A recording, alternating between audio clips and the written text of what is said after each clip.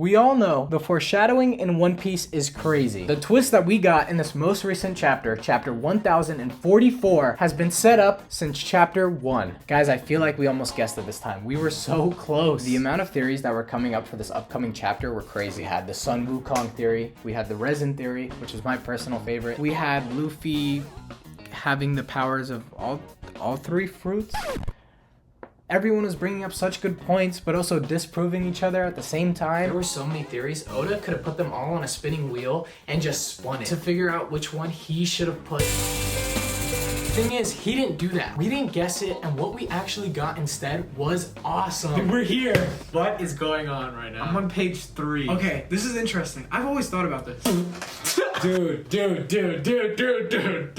no way. That was my live reaction to the chapter. Now, I, like most of you, we have to suffer right now until that next chapter comes out. In searching the internet, I was astonished with some of the details people already found out. I'm gonna need to go over the most recent chapter to give you guys a better explanation of what we're gonna be talking about. Here's an obvious one. Luffy is not a rubber boy anymore. He is a human fruit wielder. Personally, it's growing on me. I kinda like it, but it's gonna take a bit of time to get used to. See, I'm a little weird. I like shouting Gomu Gomu no pistol just randomly. I think it's a lot of fun to say. And now saying human no pistol, it sounds like I just don't have a gun. It sounds stupid. So going into the chapter from the beginning, I was already getting goosebumps. When Luffy started off with his internal thoughts, questioning on how he was still alive, how he felt like he could keep going in this battle even though he just lost, how he felt like all of a sudden he was having a blast. Luffy was getting a second wind. He was getting more excited, more pumped for this fight. He was getting happier. Remember right now that piece of information because it's going to be important later. Now, Nika is a legend that the world government has been trying to erase from the history books. We got information on this back when Who's Who was fighting Jinbei. Who's Who mentioned when he first heard the story of Nika,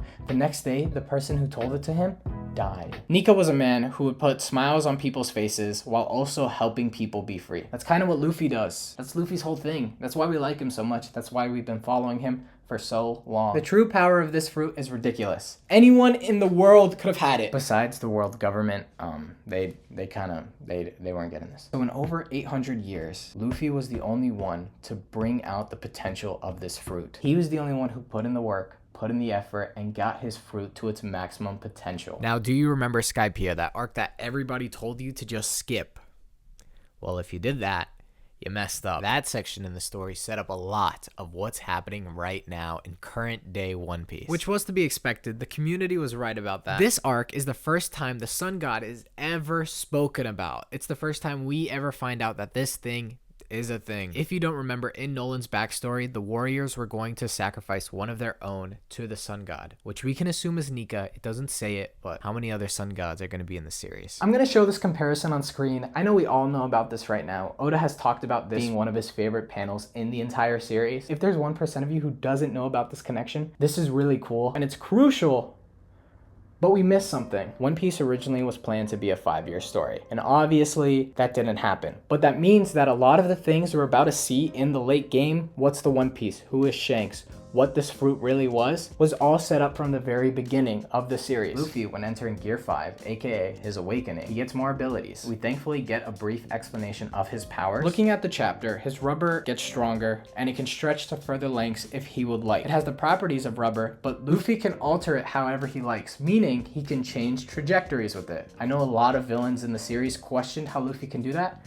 We get our explanation. Luffy's imagination is the reason he is able to take this fruit as far as he can. Luffy in the past can only be rubber, but now I think it affects more than just him. We get 2 examples of that. First, when Kaido shoots a laser beam at Luffy, Luffy picks up a chunk of the ground and turns it into rubber to bounce the laser beam back at him. That's number 1. Number 2, in the fight, the tension went from super serious to super silly. Luffy in this new form is all jokes. He's just laughing his butt off. I'm theorizing. I don't know if this is true, but when he grabbed onto Kaido, he also turned Kaido into rubber in that moment. And it would explain why Kaido started to have this cartoonish look just like Luffy. That's a theory from me. I don't know if that's true. I just wanted to put that out there. During the end of this chapter, we get to see what the full Gear 5 Luffy looks like. It's sleek, it's nice, it's a simple design. I love the clouds in the background, but we've already seen this. Oda has already shown this to us twice. Around the time chapter 1028 was coming out, Sora, the MC for Kingdom Hearts, was being added into Smash Bros. And to celebrate, Oda decided to make a color spread of his Straw Hat Pirates being Super Smash Bros. Characters. Now, there are 3 characters in this color spread that always stood out to me. The first one is Robin. She does not look like any Super Smash Bros. Characters on the roster. The thing is, her look and her design in this color spread resembles how she looked when she took out Black Maria. It seems like in this color spread, Oda had the sneaky idea of drawing his Straw Hats in their awakened forms and just mixing it in with the other characters just so we wouldn't realize. Because if you take a look at Luffy, he doesn't look like any character in the roster. He looks like him in Gear 5. A little altered, but it's close. Okay, we can't 100% confirm this because we don't have a Brook awakening, but I'm going to guess that Brook, when he finally awakens, he's going to look like this. I'm sweating right now. It is so hot in my room because of these lights. Okay, so another thing we need to notice is Luffy's pose when Gear 5 is revealed.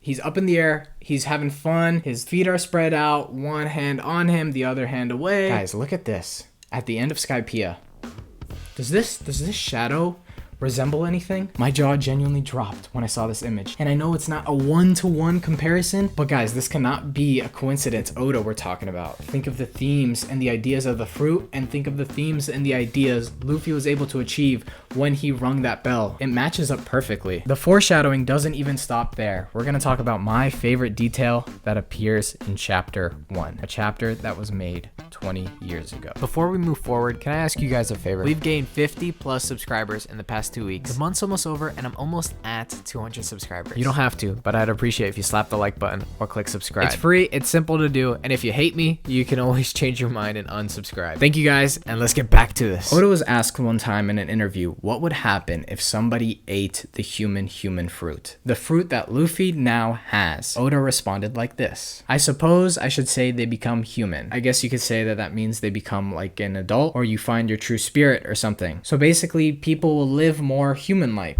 Well, I guess you could say that. Or not. Basically not. Goodbye.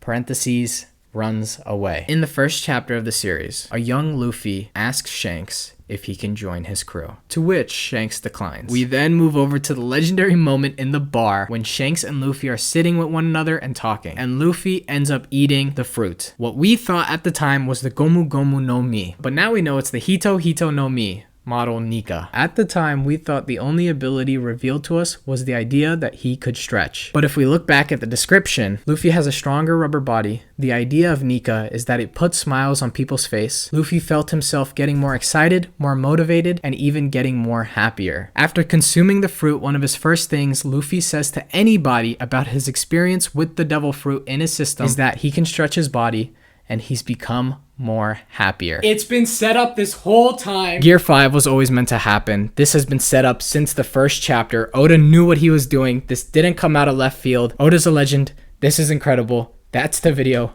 Thanks for watching.